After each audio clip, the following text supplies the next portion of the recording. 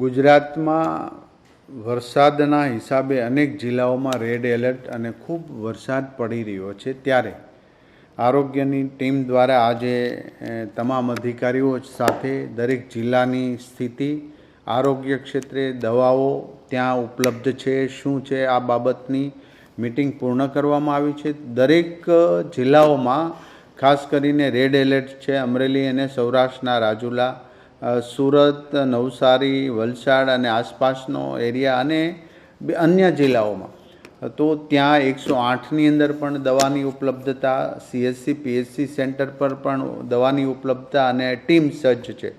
આ બધી જ બાબતો ગંભીરતાપૂર્વક રાજ્ય સરકારે લઈ અને ઘટતી સૂચના આપી દેવામાં આવી છે।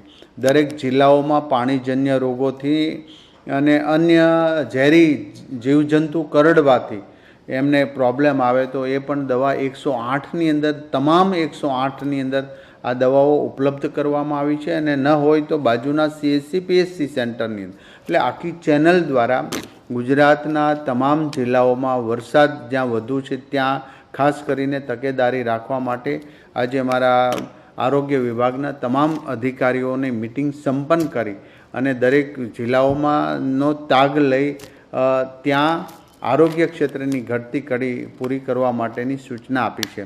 હાલ પ્રમાણે કોઈ પણ પ્રકારની એવી કોઈ ગંભીર બાબત છે જ નહીં।